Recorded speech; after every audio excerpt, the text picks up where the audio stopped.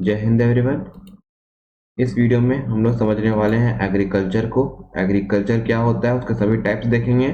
Major crop कौन कौन से होते हैं जो इंडिया में उगाए जाते हैं। इस वीडियो का इम्पोर्टेंस आपका यूपीएससी और एसएससी से रिलेटेड है। अगर आप यूपीएससी की तैयारी कर लें तो प्री के लिए बहुत इंपॉर्टेंट हो जाता है, और अगर आप एसएससी का तैयारी कर रहे हैं तो जीके जीएस का एक ज्योग्राफी का बहुत इंपॉर्टेंट टॉपिक कवर हो जाएगा। तो चलिए शुरू करते हैं। सबसे पहले सिंपल यानी कि एग्रीकल्चर क्या होता है।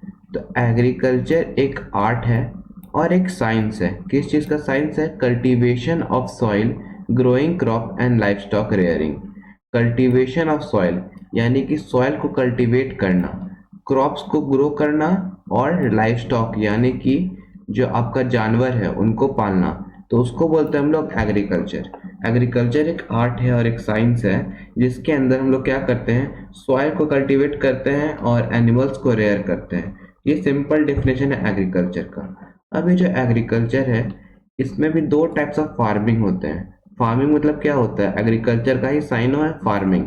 तो फार्मिंग दो टाइप का होता है, एक होता है सबसिस्टेंस फार्मिंग और एक होता है आपका कमर्शियल फार्मिंग। अब ये सबसिस्टेंस फार्मिंग और कमर्शियल फार्मिंग क्या होता है, तो देखिए। सबसिस्टेंस मतलब होता है सिंपल जीने के लिए, यानी कि खुद का लाइफ और फैमिली का लाइफ सस्टेन करने के लिए जिस टाइप का एग्रीकल्चर किया जाता है उसको बोलते हैं हम लोग सस्टेनेबल फार्मिंग।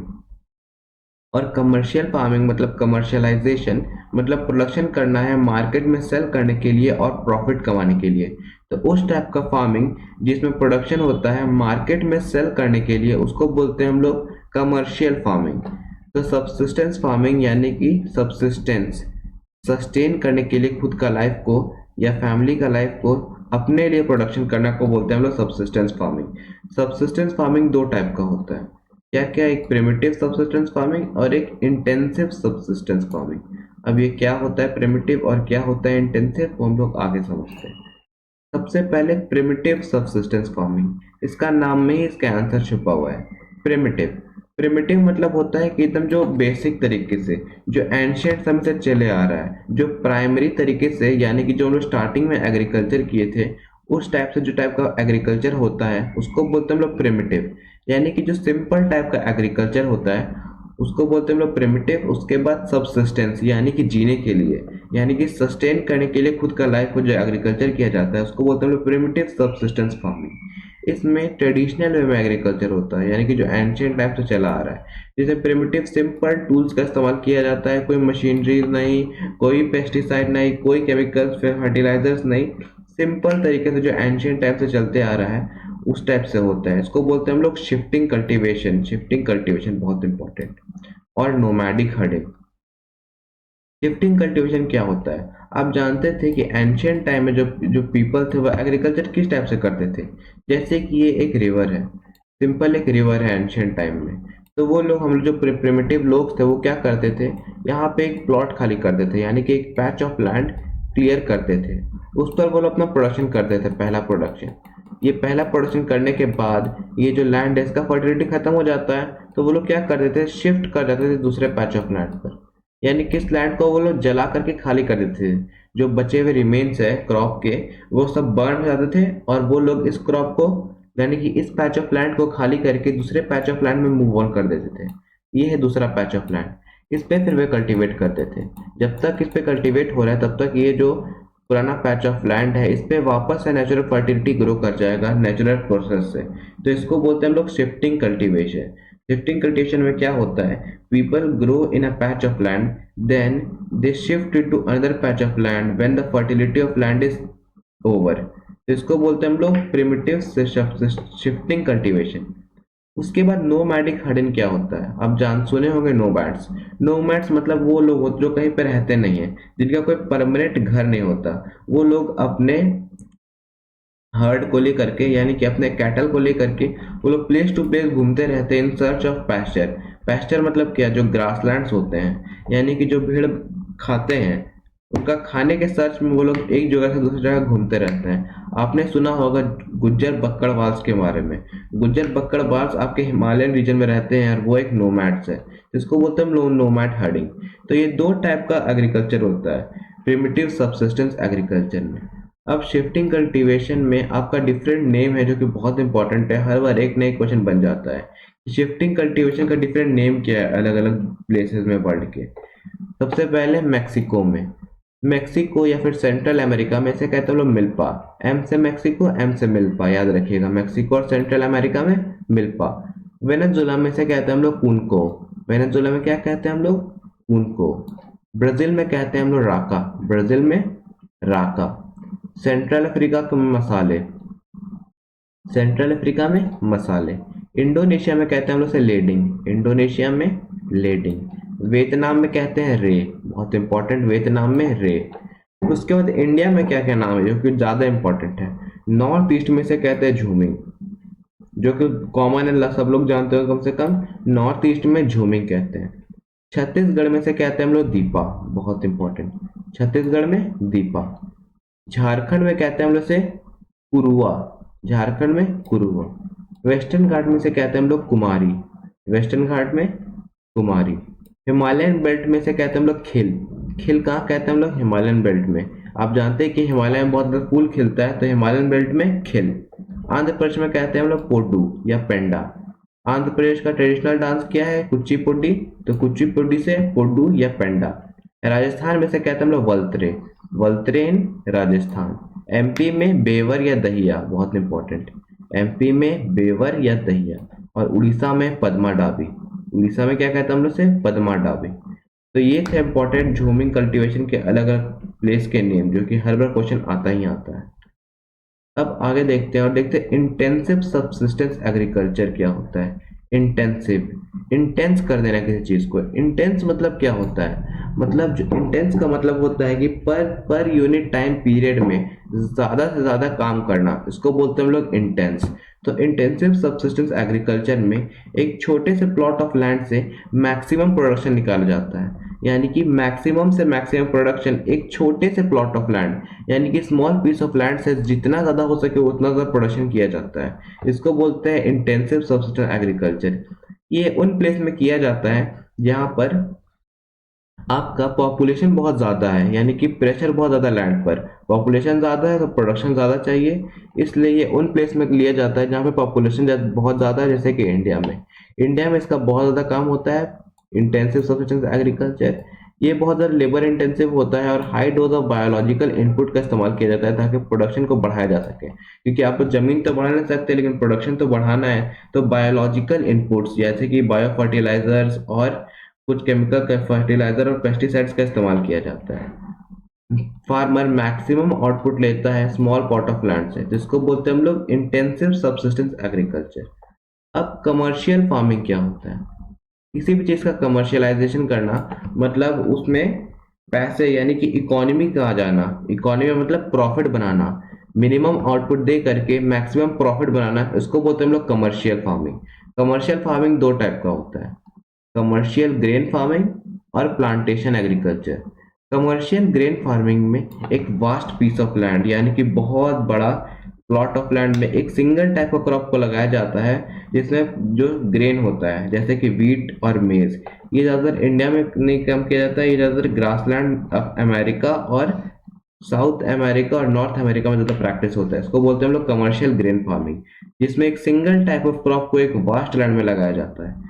प्लांटेशन एग्रीकल्चर में क्या होता है कि उस टाइप का क्रॉप का लगाया जाता है, एक सिंगल टाइप का क्रॉप, उस टाइप का क्रॉप जो कि सीजनल नहीं होता है, जो कि परमानेंट होता है। जैसे आपका मैंगो हो गया, जैसे कि आपका बनाना हो गया, ये क्रॉप सीजनल नहीं है, ये आपको हर सीजन प्रोडक्शन देंगे। तो इसको बोलते हैं हम लोग प्लांटेशन एग्रीकल्चर, जिसमें single type of crop is grown in large area but this crop is permanent not a seasonal. ये जो क्रॉप है ये परमानेंट होता है, ये सीजनल नहीं होता है। इसको बोलते हैं हम लोग प्लांटेशन एग्रीकल्चर। अब क्रॉपिंग इंटेंसिटी क्या होता है? इंटेंसिटी अभी बताया मैंने, इंटेंस क्या होता है कि जो एक लिमिटेड टाइम ऑफ पीरियड में मैक्सिमम प्रोडक्शन निकालना किसी भी फील्ड से, इसको बोलते हैं हम लोग क्रॉपिंग इंटेंसिटी। इसका मतलब होता है कि number of crop a farmer grown, यानी कि कितना number of crop farmer grow किया है एक गिवन एग्रीकल्चर ईयर में, यानी कि एक साल में उस सेम फील्ड से वो जो फार्मर है वो कितना प्रोडक्शन निकाल पाया है, उसको बोलते हैं हम लोग क्रॉपिंग इंटेंसिटी। उसके बाद आता है बहुत इंपॉर्टेंट क्रॉपिंग पैटर्न। अब ये क्रॉपिंग पैटर्न क्या होता है? क्रॉपिंग पैटर्न मतलब किस पैटर्न में इंडिया में क्रॉप को लगाया जाता है उसको बोलते हैं हम लोग क्रॉपिंग पैटर्न। क्रॉपिंग पैटर्न में आपका 3 सीजन होते हैं, रबी, खरीफ और ज़ैद। रबी सीजन हम लोग जो आपका विंटर मंथ है उसको कहते हैं हम लोग, जिसका स्टार्टिंग होता है आपका अक्टूबर नवंबर में, एंड करता है आपका अप्रैल मार्च में। तो रबी सीजन का स्टार्टिंग होता है विंटर के आने के साथ यानी कि अक्टूबर नवंबर में, और एंड करता है आपका विंटर के जाने के साथ यानी कि अप्रैल मार्च में। इसको बोलते हैं हम लोग रबी सीजन। रबी सीजन में कौन कौन से क्रॉप उगाए जाते हैं, बहुत important, wheat, barley, peas, gram and mustard, rapeseed, sunflower और टोरिया। ये जितना है इससे बाहर आपको क्वेश्चन नहीं आएगा। ये जो आपका लिस्ट है ये आपका दिया हुआ है एमएसपी लिस्ट में कि कौन से रबी क्रॉप है, कौन से खरीफ क्रॉप है और कौन से जायद क्रॉप है। तो ये जो रबी क्रॉप है आपको बस इतना याद करके रखना है, इसके बाहर नहीं आएगा। बहुत बार क्वेश्चन आता है which of the following is rabi crop, which of the following is kharif crop, तो आपको याद रखना है wheat, barley, peas, gram and mustard, rapeseed, sunflower और टोरिया, ये कौन से रबी क्रॉप है। अब खरीफ क्रॉप क्या होता है, तो खरीफ क्रॉप हम उन क्रॉप्स को कहते हैं जिनका सोइंग होता है मॉनसून के आने के साथ। यानी कि सोइंग कब होता है, जब मॉनसून आता है तब। इंडिया में साउथ वेस्ट मॉनसून कब आता है, आपका जुलाई का महीने में आता है, जुलाई अगस्त में।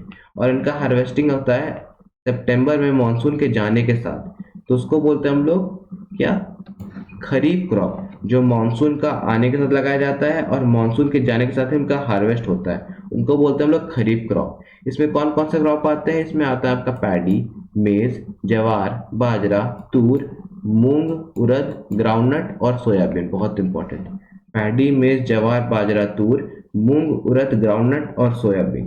तो ये होता है आपका खरीफ क्रॉप। अब जैद क्रॉप किसको कहते हैं, तो आपको जानते हैं कि विंटर हो गया, रेनी हो गया, अब क्या बचा, समर सीजन। तो जो शॉर्ट समर मंथ्स होते हैं, इंडिया में समर ज़्यादा लंबा नहीं होता है, जो शॉर्ट समर मंथ होते हैं अब मार्च, अप्रैल और मई का, उसको बोलते हैं हम लोग जैद सीजन। उसमें आपका वाटरमेलन, मस्क मेलन, कुकुम्बर, ये कुछ सिंपल जो शॉर्ट पीरियड के लिए क्रॉप्स है इनको लगाया जाता है, जिसको बोलते हैं हम लोग जैद सीजन। तो ये आपको क्रॉपिंग पैटर्न आई होप समझ में आ गया होगा। तब आगे से देखते हैं और देखते हैं क्रॉपिंग सिस्टम क्या होता है। क्रॉपिंग सिस्टम, जब आप क्रॉपिंग पैटर्न, क्रॉप सक्सेशन और क्रॉप मैनेजमेंट इन तीनों को मिला देंगे तो इसको बोलते हैं हम लोग क्रॉपिंग सिस्टम। क्रॉपिंग सिस्टम दो टाइप का है इंडिया में, क्या क्या, एक है आपका मोनोकल्चर और एक है आपका पॉलीकल्चर। मोनोकल्चर क्या होता है, मोनोकल्चर मतलब एक एग्रीकल्चर सीजन में यानी कि एक एग्रीकल्चर ईयर में एक टाइप का यानी कि सिंगल टाइप ऑफ क्रॉप लगाना, उसको बोलते हैं हम लोग मोनोकल्चर। और वहीं पॉलीकल्चर में क्या होता है, एक एग्रीकल्चर ईयर में डिफरेंट टाइप ऑफ क्रॉप लगाना को बोलते हैं हम लोग पॉलीकल्चर। अब पॉलीकल्चर में डिफरेंट टाइप्स होते हैं। पहला है सीक्वेंशियल क्रॉपिंग। सीक्वेंशियल क्रॉपिंग में क्या होता है कि डिफरेंट टाइप ऑफ क्रॉप लगाया जाता है एक एग्रीकल्चर फील्ड में इन डिफरेंट मैनर, यानी कि प्री डिसाइड होता है कि अभी वीट लगाए हैं, इसके बाद हम लोग राइस लगाएंगे। तो एक सीक्वेंस में क्रॉप्स को लगाया जाता है एक पर्टिकुलर ईयर में एक प्लॉट पर, तो उसको बोलते हैं हम लोग सीक्वेंशियल क्रॉपिंग। इंटर क्रॉपिंग क्या होता है, इंटर क्रॉपिंग मतलब जब दो या दो से ज्यादा क्रॉप साइमल्टेनियसली यानी कि एक साथ लगाया जाता है एक फिक्स्ड पैटर्न में, तो उसको बोलते हैं हम लोग इंटर क्रॉपिंग। जिसमें दो या उससे ज्यादा क्रॉप को एक फिक्स्ड पैटर्न, जैसे कि मैंने क्या किया, वीट और मेज को लिया, तो मैंने पहला रो रखा वीट का, फिर मैंने लगाया मेज, फिर लगाया मैंने वीट। इस टाइप का एक फिक्स्ड पैटर्न में जब मैं क्रॉप लगाऊंगा तो उसको बोलते हैं हम लोग इंटर क्रॉपिंग। और मिक्स्ड क्रॉपिंग क्या होता है, मिक्स्ड क्रॉपिंग में भी दो क्रॉप एक साथ लगाया जाता है साइमल्टेनियसली, लेकिन कोई फिक्स्ड पैटर्न में नहीं लगाया जाता है, रैंडमली उनको स्प्रेड कर दिया जाता है, तो उसको बोलते हैं हम लोग मिक्स्ड क्रॉपिंग। अब देखते हैं सीक्वेंशियल क्रॉपिंग के डिफरेंट टाइप्स। सीक्वेंशियल क्रॉपिंग का पहला टाइप है आपका डबल क्रॉपिंग। डबल क्रॉपिंग में दो क्रॉप को डिसाइड करके लगाया जाता है एक सीक्वेंस में, तो उसको बोलते हैं हम लोग डबल क्रॉपिंग। सिमिलरली जब तीन क्रॉप को डिसाइड करके हम लोग एक साल में तीन क्रॉप लगाएंगे तो उसको बोलते हैं हम लोग ट्रिपल क्रॉपिंग। रिले क्रॉपिंग क्या होता है, बहुत इंपॉर्टेंट है, बहुत लोग ये टर्म समझ नहीं आता है। आपने सुना होगा रिले रेस। रिले रेस में क्या होता है कि एक जो प्लेयर है वो दौड़ता है और वो अपना झंडा ला के दूसरे प्लेयर को देता है, फिर दूसरा प्लेयर दूसरे पार्ट से दूसरे पार्ट तक दौड़ता है। तो सिमिलरली रिले क्रॉपिंग में क्या किया जाता है कि एक क्रॉप को लगाया जाता है, अब जैसे वो क्रॉप ग्रो करता है ग्रो करता है ग्रो करता है, वो जैसे मेच्योर होने वाला होता है उससे पहले ही दूसरे क्रॉप को लगा दिया जाता है, मेच्योरेशन से कुछ महीने पहले। तो जब तक ये हार्वेस्ट हो रहा होता है तब तक ये क्रॉप ग्रोथ होना स्टार्ट हो जाता है, और जब तक ये कंप्लीट हार्वेस्ट हो जाता है तब तक दूसरा क्रॉप भी मेच्योर होने का सीजन पर आ जाता है। तो इसको बोलते हैं हम लोग रिले क्रॉपिंग। अब कवर क्रॉपिंग क्या होता है? तो कवर क्रॉपिंग उस जगह प्लॉट पे किया जाता है जहां पर कोई भी अभी एग्रीकल्चर करने का मूड नहीं है, यानी कि हम लोग को उस एग्रीकल्चर प्लॉट से कोई प्रोडक्शन लेना नहीं है, खाली छोड़ना है। तो आप प्लॉट को खाली तो छोड़ नहीं सकते, क्योंकि अगर आप खाली छोड़ देंगे तो लैंड में लीचिंग हो जाएगा, डेनोडेशन हो जाएगा, सॉइल इरोजन हो जाएगा, और लैंड क्या हो जाएगा, बैड लैंड्स बदल जाएगा, जिसमें फिर आप कल्टीवेशन नहीं कर पाएंगे। तो इसको रोकने के लिए लोग क्या करते हैं कि कवर क्रॉप, बहुत तरीके से कवर क्रॉप आते हैं जो कि ज्यादा न्यूट्रिशन भी नहीं लेते हैं लैंड से, और लैंड पे उग भी जाते हैं और कवर करके रखते हैं पूरे के पूरे प्लॉट को, ताकि वो डेनोडेशन और लीचिंग ना हो। तो उसको बोलते हैं हम लोग कवर क्रॉपिंग। अब इंटर क्रॉपिंग के डिफरेंट टाइप्स क्या क्या होते हैं हम वो देखते हैं। इंटर क्रॉपिंग में होता है रो इंटर क्रॉपिंग, जो सिंपल और मैंने आपको बताया कि डिफरेंट रोज में लगाना क्रॉप्स को एक डिफरेंट पैटर्न में, तो उसको बोलते हैं हम लोग रो इंटर क्रॉपिंग। फिर पैच इंटर क्रॉपिंग में लोग क्या करते हैं कि एक एग्रीकल्चर फील्ड को डिफरेंट पैच में डिवाइड कर देते हैं। समझ लीजिए कि ये एक एग्रीकल्चर फील्ड है आपका, ये आपका बड़ा सा एक एग्रीकल्चर फील्ड है। तो किसान क्या करेगा, इसको 4 पैच में डिवाइड कर देगा। यहाँ पे लगाएगा मेज, यहाँ पे लगाएगा राइस, यहाँ पे लगाएगा मिलेट, यहाँ पे लगाएगा पीस। तो इसने क्या किया, पैच इंटरक्रॉपिंग किया, डिफरेंट क्रॉप्स तो लगाया है लेकिन डिफरेंट पैच में लगाया, तो इसको बोलते हैं लोग पैच इंटरक्रॉपिंग। मिक्स्ड इंटरक्रॉपिंग तो आपको पता ही है, जब डिफरेंट डिफरेंट क्रॉप्स को लगाया जाता है साइमल्टेनियसली, रैंडमली, बस सीड को मिक्स करके लगा दिया। सिनर्जिस्टिक क्रॉपिंग क्या होता है, इसमें क्या किया जाता है कि डिफरेंट क्रॉप्स को तो लगाया जाता है लेकिन दोनों क्रॉप क्या होते हैं, म्यूचुअल बेनिफिट्स होते हैं, यानी कि एक दूसरे को बेनिफिट करते हैं, इसके कारण प्रोडक्शन भी बढ़ जाता है। इसको बोलते हैं हम लोग सिनर्जिस्टिक क्रॉपिंग, जिसमें डिफरेंट क्रॉप तो लगाया जाता है लेकिन दोनों क्रॉप एक दूसरे का प्रॉफिट करके प्रोडक्शन बढ़ा देते हैं। जैसे कि ये मैंने एक प्लॉट लिया, ठीक है, मैंने एक प्लॉट लिया, फिर मैंने क्या किया, एक रो पे लगाया आपका वीट और दूसरे पे लगाया कोई लेग्यूम प्लांट है जैसे कि पीस। ये पीस क्या करेंगे, ये नाइट्रोजन फिक्स करेंगे, ये क्या है, नाइट्रोजन फिक्सचर है पीस। ये क्या करेंगे, नाइट्रोजन सॉइल में ऐड करेंगे, और ये जो नाइट्रोजन है ये आपका वीट अब्जॉर्व करके उसका ग्रोथ स्टिमुलेट होगा, यानी कि ग्रोथ फास्ट होगा। तो ये दोनों एक दूसरे का बेनिफिट कर रहे हैं, इसको बोलते हैं हम लोग synergistic cropping. Multi storage cropping, इसमें क्या किया जाता है कि प्लांट जो डिफरेंट हाइट्स में उगते हैं उनको लगाया जाता है। जैसे का आपका ट्री है तो वो एक प्रॉपर हाइट उसको चाहिए होता है, तब वो प्रॉपर हाइट अटेन करते हैं। उसके बाद हम क्या लगाएंगे, वीट लगा देंगे। वीट के बाद हम लोग कोई रूट वेजिटेबल जैसे कि कैरेट लगा देंगे। तो ये डिफरेंट हाइट का है, जिसको बोलते हैं मल्टी स्टोरेज, जिसमें प्लांट ऑफ डिफरेंट हाइट लगाया जाता है, तो इसको बोलते हैं हम लोग मल्टी स्टोरेज क्रॉपिंग। अब देखते हैं कि सस्टेनेबल एग्रीकल्चर क्या होता है। आपने सस्टेनेबल डेवलपमेंट के नाम तो सुना ही होगा। ऐसा डेवलपमेंट जो टेक प्लेस करता है विदाउट डैमेजिंग द एनवायरनमेंट, और जो डेवलपमेंट प्रेजेंट में होता है वो नहीं कॉम्प्रोमाइज करता है फ्यूचर जनरेशन के साथ, तो इसको बोलते हैं हम लोग सस्टेनेबल डेवलपमेंट। तो सस्टेनेबल एग्रीकल्चर भी सेम टू सेम है। इस टाइप का एग्रीकल्चर जो बिना इन्वायरमेंट को हार्म किए और बिना फ्यूचर जनरेशन को कॉम्प्रोमाइज किए प्रोडक्शन करता है, तो उसको बोलते हैं हम लोग सस्टेनेबल एग्रीकल्चर। इसमें कुछ टाइप होता है जैसे कि ऑर्गेनिक फार्मिंग। ऑर्गेनिक फार्मिंग में क्या होता है कि बिना किसी केमिकल इनपुट या फिर बिना किसी सिंथेटिक प्रोडक्ट के जब नेचुरल वे में प्रोडक्शन किया जाता है, तो इसको बोलते हैं हम लोग ऑर्गेनिक फार्मिंग। इसमें वर्मी कंपोस्ट का इस्तेमाल किया जाता है, बायो फर्टिलाइजर्स का इस्तेमाल करता है। बायो फर्टिलाइजर बहुत इंपॉर्टेंट, बहुत बार क्वेश्चन बन जाता है। बायो फर्टिलाइजर क्या होता है, तो बायो फर्टिलाइजर कुछ उस टाइप के नेचुरल बायोलॉजिकल ऑर्गेनिजम्स होते हैं जो कि सॉइल को इनरिच करते हैं बहुत सारे न्यूट्रिएंट्स से, उसको बोलते हैं हम लोग बायो फर्टिलाइजर्स। जैसे कि राइजोबियम, तो राइजोबियम एक बैक्टीरिया है, वो क्या करता है कि जो इन्वायरमेंट में यानी कि एयर में प्रेजेंट नाइट्रोजन को फिक्स करता है सॉइल के अंदर, जिसके कारण सॉइल का फर्टिलिटी बढ़ता है। तो इसीलिए राइजोबियम एक बायो फर्टिलाइजर है। इसमें बहुत तरह के तरीके से होते हैं, जैसे कि फ्री लिविंग बायो फर्टिलाइजर, बहुत बार क्वेश्चन बन सकता है। फ्री लिविंग बायो फर्टिलाइजर कौन कौन है, तो आपका है एजोपटस, क्लोस्ट्रोडियम, एनाबेना, ये सारा नाम बहुत इंपॉर्टेंट है, बहुत बार क्वेश्चन बन सकता है। सिम्बियोटिक में आपका रिजोपर राइजोबियम, बैक्टीरिया में आपका पिसोडोमिनस, और आपका फंगी में है एस्परगिलस। तो ये नाम आप याद कर लीजिए, बहुत बार क्वेश्चन बन जाता है। अब देखते हैं जीरो बजट नेचुरल फार्मिंग क्या होता है।